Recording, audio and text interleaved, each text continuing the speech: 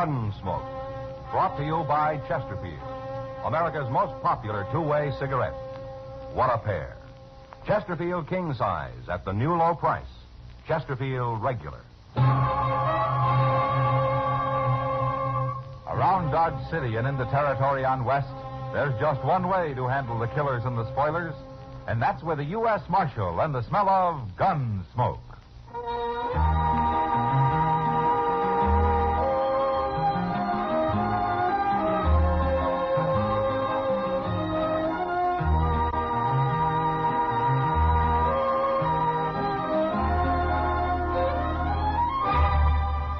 Gunsmoke, starring William Conrad. The transcribed story of the violence that moved west with young America. And the story of a man who moved with it. I'm that man, Matt Dillon, United States Marshal. The first man they look for and the last they want to meet. It's a chancy job, and it makes a man watchful. And a little lonely.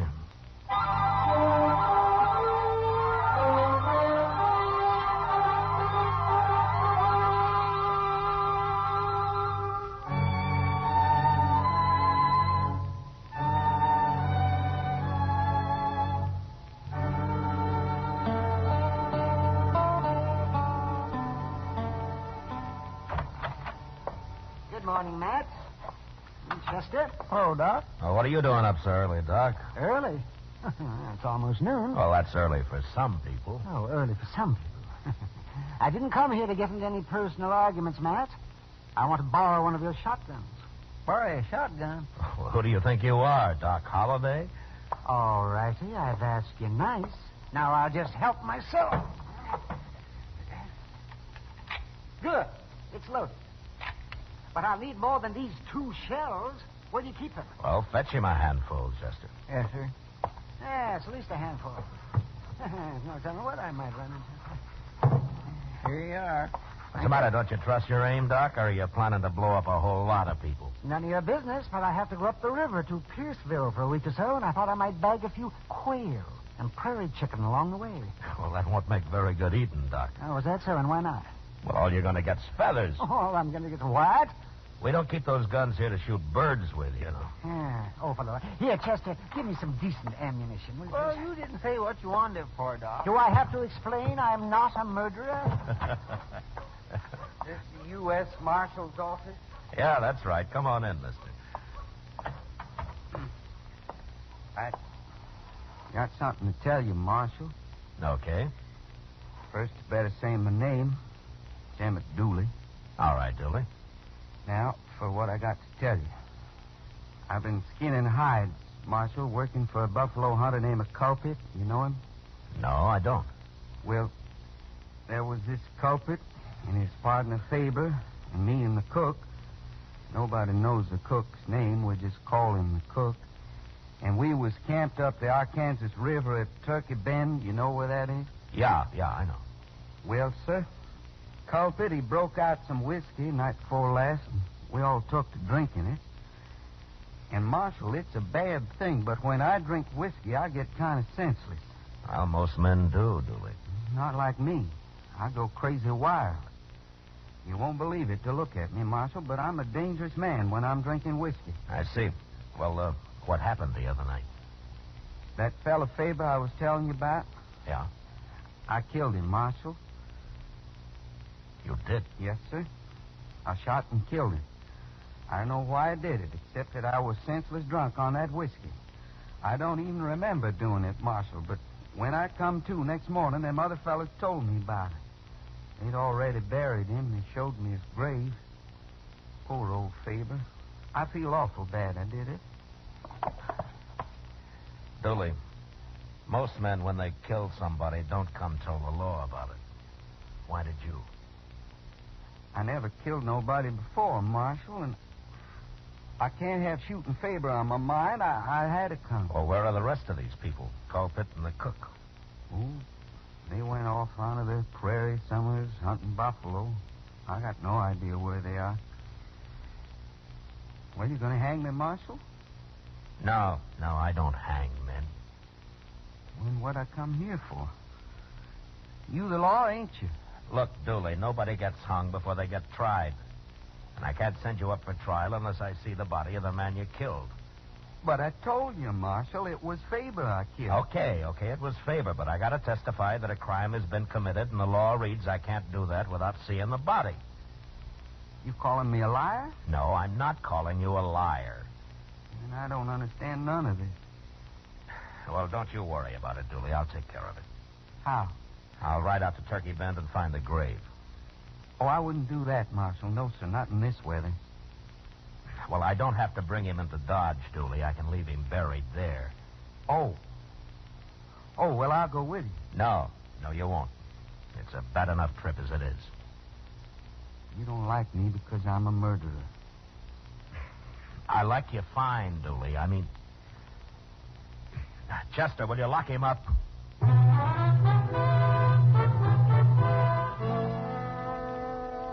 Turkey Bend was about 20 miles up the Arkansas, and since he was headed that way, Doc Adams rode along with us. We reached the campsite about mid-afternoon, but it took us another hour to find the grave. There was no marker on it. And in fact, only the color of the fresh-turned earth made it possible to find it all. Chester and I did the shovel work, and Doc did the examining. What's he taking so long for, Mr. Dillon? Oh, Doc's slow, Chester, but he doesn't miss much. Well, what's there to miss? He's just a shot man. I mean, a Doc-shot man. I mean, a man... Never mind, Chester. Oh, he's through now. You can put him back now. I've seen all I need. Well, I should hope so, Doc. What was you looking for, measles? It isn't what I was looking for, Chester. It's what I found. Oh, what do you mean, Doc? Matt, I remember Dooley saying he shot this man. Is that right? Well, that's what he said. Well, little Dooley got it all mixed up. Faber there didn't die from a bullet. He died from a knife. What? Right through the heart. A knife, huh? Yeah, Dooley sure did get it mixed up. That or somebody told him wrong. It don't make sense. Well, it'd make more sense if I could talk the culprit. Well, how are you ever going to find him out here? He could be anywhere, any direction. We might be weeks looking for him. Now, we'll make him come to us, Chester. Him and the cook both. Come to us? How? You'll see. When we get back to Dodge.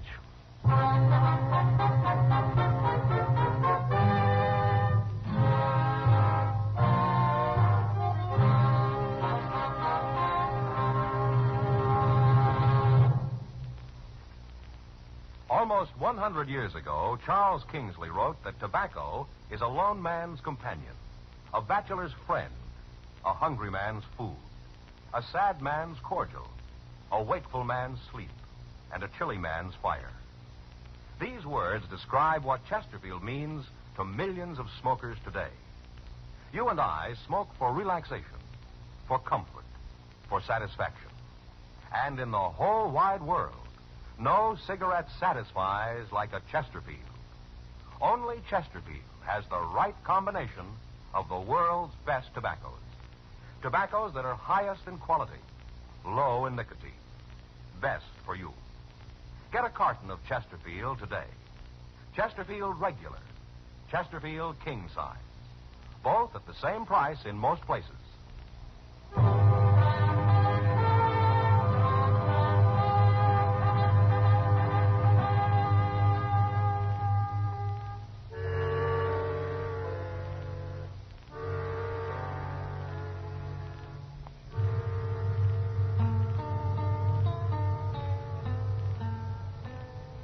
Bring him in, Chester. Come on, Dooley. Sun is up and the dew is almost gone from all the little plants and flowers. Chester woke me up, Marshal. You're going to have to do your sleeping somewhere else from now on, Dooley. I can sleep anywhere, anytime. That's what I like about winter. Nothing to do but sleep. Dooley, I'm turning you loose. What? I don't want you to leave Dodge, but I don't want you in jail either. What's the matter with me being in jail? I shot a man, didn't I? You saw the body, didn't you? You got the evidence? Now, don't you worry about it, Dooley. Just do what I tell you to. I want you to stay in Dodge, but not in jail. What? I got no money. I got nothing to eat.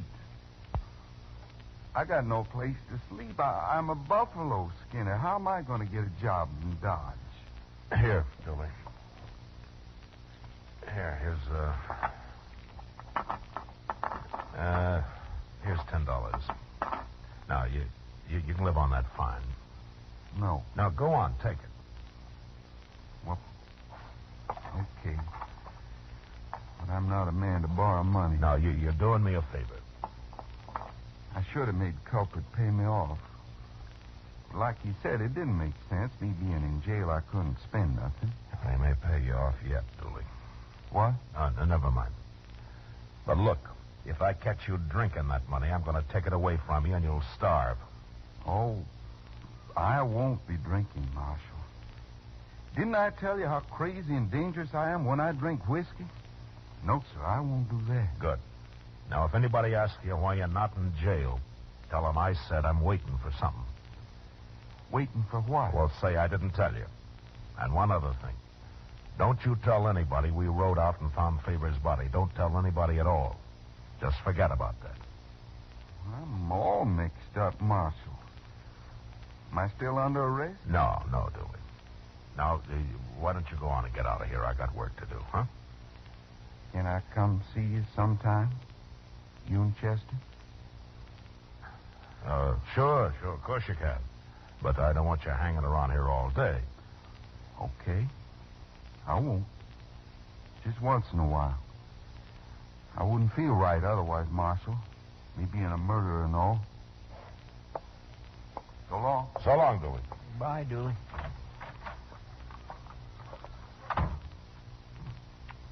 Mr. Dillon? What, Chester? How come you didn't tell Dooley that Faber was killed with a knife? He's still thinking he shot him in poor little Cass. I know. I'm sorry I have to do it this way, but word will get around. It'll get clear out onto the prairie, even. And when it does, I don't want Colpit and the cook to be scared off. I only want them to be real curious. So curious, they'll come to Dodge and start asking questions. Well, what good'll that do? We'll find out when they get here, Chester.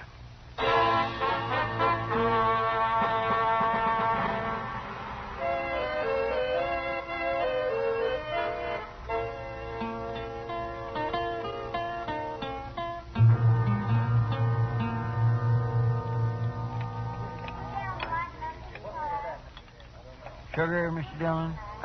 No, thanks, Chester. No, sir, I didn't mean did you want some. I meant I wanted some. Oh.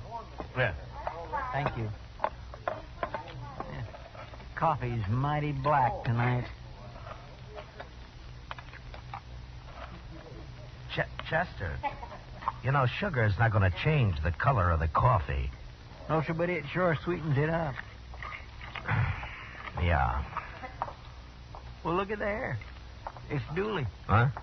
Oh, Dooley. Well, sit down. Have a cup of coffee, huh?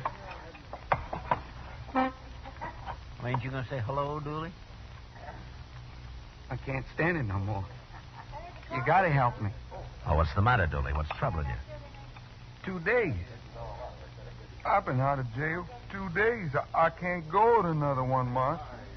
Oh, why? What is it? Well, everybody treats me bad. They won't have nothing to do with me. They say I admit shooting a man, I ought to be in jail. I'm talking about you too, Marshal, for letting me out. People talk whatever I do. Well, I can't face him out no more. And anyways, I did kill him. I ought to be in jail. Well, Marshal, this way I feel like I'd stole a sheep. That's how I feel, just like I'd stole a sheep. I'm sorry, Dooley. You gotta help me. Last night they wouldn't even let me sleep in the room in house. Or the hotel, nor no place. Seems to me the citizens of Dodge are getting mighty high-minded all of a sudden. But I'll help you, Dooley. Oh, thanks, Marshal. But not in jail. I can't let you stay there.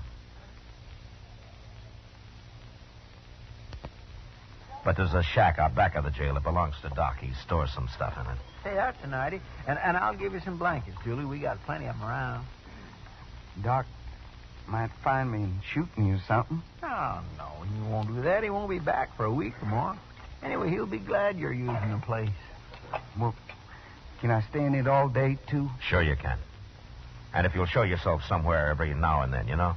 I don't want anybody to think that you've left Dodge. I gotta eat. Will that do it? Fine. Okay. But, Marshal, I'd sure like to know what a man has to do to get jailed in Dodge City, Kansas.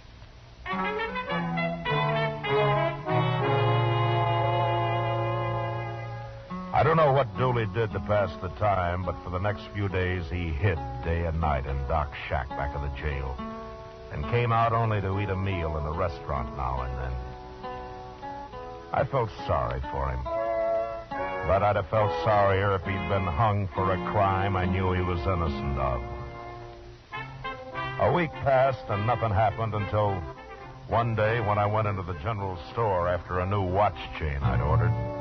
Mr. Jonas wasn't there, but Kitty was. Hello, Matt. Hey, Kitty, you gonna buy that hat? Like it? Oh, it looks fine. Really? You sure? Oh, yeah, take it. You won't do better than that. I had Mr. Jonas order it 6 months ago. Huh? Oh, well, the mails are slow sometimes. It came on the Santa theme, Matt, not by Pony Express. What? I ordered this hat 6 months ago. It arrived 4 months ago, and I've been wearing it ever since. Where's Mr. Jonas, Kitty? I'm glad you like it, though. He's out back trying to sell somebody a new wagon. Oh? Oh, well, that's a bigger item than my watch chain. I better come back tomorrow. Wait, here he comes now. Wagon you can buy, mister. Now, I guarantee you'll never have any trouble with it. It's too expensive. What's the matter with them Conestoga people? They raise their prices every year.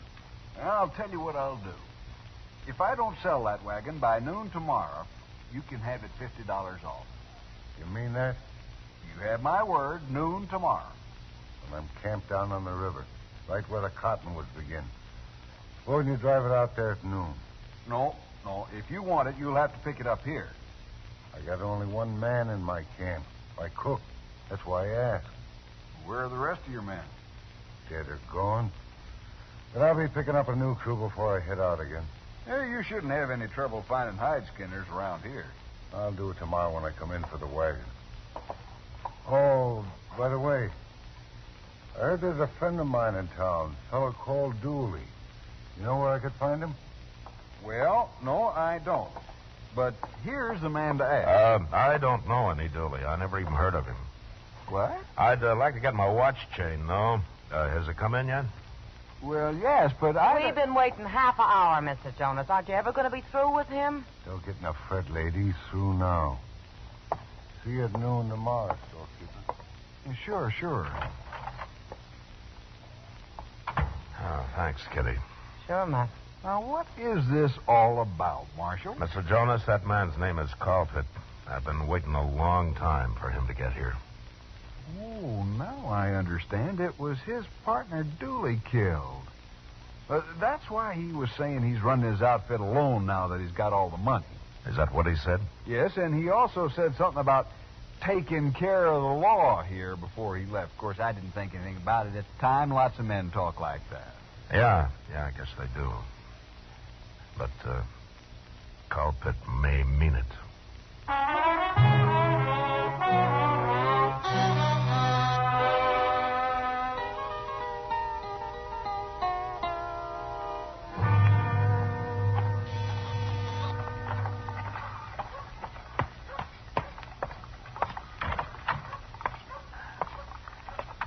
Oh, hello, Doc. When'd you get back? Oh, a couple of hours ago, Matt. Well, what are you doing in here, Dooley? Doc found me in his shack out back, Marshal. We've been talking. Talking? Well, Matt, I just got back. I didn't know what was going on here. Doc told me about Faber. He says he was killed with a knife. He says I didn't shoot him. Oh, I'm sorry, Matt. I guess you didn't want him to know. Oh, it's all right, Doc. It doesn't matter now. Is that true, Marshal? I didn't kill Faber? Yeah, it's true, Dooley. Colpit killed him. Pretty mean of him. Tell me to go get hung for it. Pretty doggone mean. Well, it's all over now, Dooley. I'll take care of Colpit. How? You'll just go on saying I done it. Look, I want you to leave Dodge. Go someplace where Colpit can't find you. Then I'm going down to his camp while he's in town tomorrow and arrest the cook. Well, the cook, you said Culprit done it. Well, he did, but I'm going to throw the cook in jail and then take Culprit. When I tell him the cook has told me the whole story, I think I can break Culprit down and he'll confess. That Culprit don't care about nothing. Tell me I done it. Marshal, I wish I'd never gone to work for that man. Well, you'd have been better off if you hadn't, Dooley. But you're out of trouble now. Unless Culprit finds you. So you get out of Dodge as fast as you can, huh? I'll get Chester to find you a horse of some kind. He's a wicked man, Culprit is. A wicked, wicked man. Sure. Well, now you get going, Dooley, huh? And, good luck to you. Thank you, Marshal. You've been as good as you could be to me, I guess. Yeah. Sometime, if I'm Dodge again, I'll come see you, maybe. Sure. Anytime, Dooley. I'll be glad to see you. Well, so long. So long, Marshal.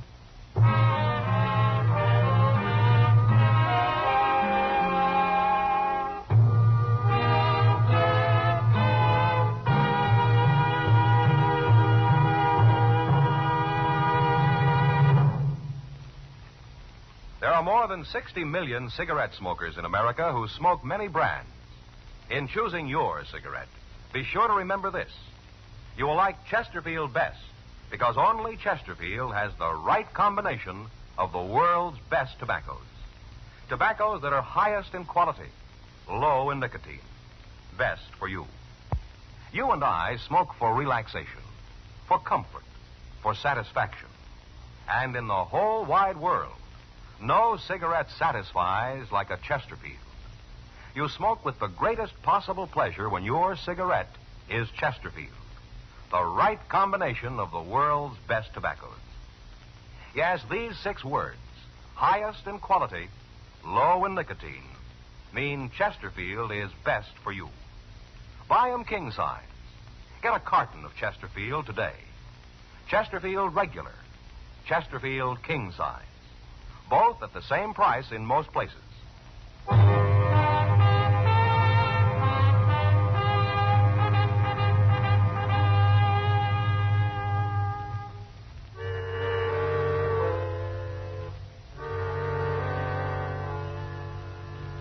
I gave Chester $10 to buy Dooley a mount with, but he couldn't find much of a horse for that. So they settled on an old jack mule. I didn't see Dooley again, but Chester told me later that he'd grub-staked him with another 10 out of his own pocket when he saw him off. I guess we both felt a little guilty about the way I'd had to treat him. Anyway, the next day, just after noon, we rode down to the river to pick up the cook and bait the trap for the real murderer, Culprit. Are you going to find this camp, Mr. Dillon? Well, he said it was where the cottonwoods begin, Chester. Oh, right over there. It'll kind of spoil everything if Culprit's decided not to go to town after all, won't it? Yeah, it sure would. There's his horses. Yeah. Ain't no smoke, though. That cook ain't cooking nothing. With Culprit in town, he's probably asleep, Chester. Hey, he's shooting at us. Yeah. There's a hole up ahead, Chester. Ride for it. All right, leave your horse, Chester.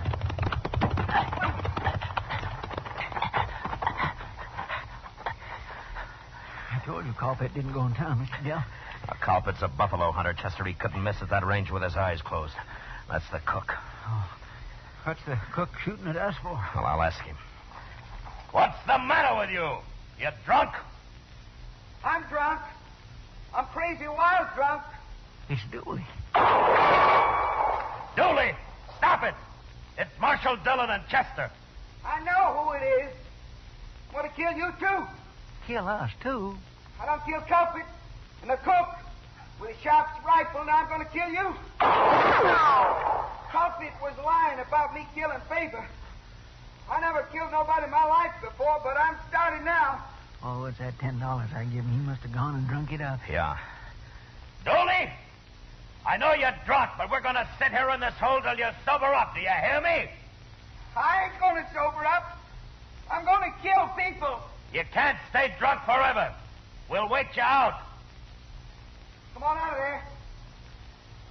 Come on out, I tell you. You're wasting ammunition, Dooley. You can't hit us here. Then I'm coming after you. I'm going to walk right up there and shoot you. No. No, Dooley, don't do it. I'll have to kill you if you try it. Here I come, Marshal. Don't do it, Dooley. I'm going to kill everybody. I'll get over there as far as I can, Mr. Dillon. Then we can both jump him. I sure hate to, but we can't let him kill us. No, Chester, it's my job. I'll do it. All right, stay down now. You can't get away from Dooley. Nobody can. Throw your hat in the air, Chester. He'll look at it for just a second. Yes, sir.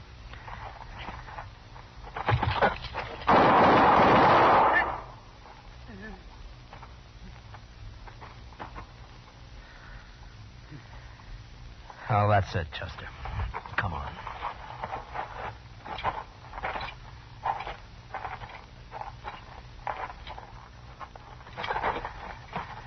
Dooley. Dooley. You killed me. I didn't kill you. You killed me. Dooley, you're the last man in the world I wanted to kill. Culprit and the cook. They're dead. I shot them. Culprit was a mean, wicked man, Marshal. Yeah, he was. Marshal? What? I'll come say hello to you next time I'm in Dodge. You said I could. Yeah, you come, Dooley. Sure, you come anytime you want. Thanks, Marshal. Thank you.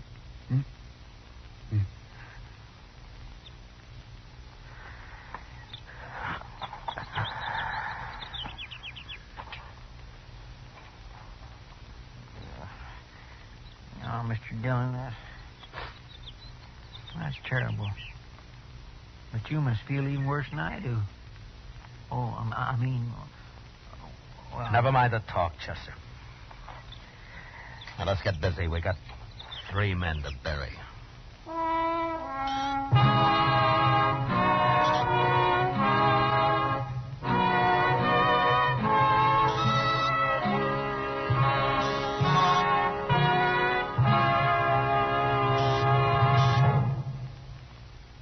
Like 'em filtered? Like 'em king size? Then for you, this is it. King size L and M filters at the same low price as L and M regular. Both have the miracle tip for the effective filtration you need. Yes, it's the filter that counts. And L and M has the best. You get much more flavor, much less nicotine, a light and mild smoke. Buy L and M filters. Just what the doctor ordered. It's America's highest quality and best filter tip cigarette. Buy a carton, king size or regular. Both at the same low price.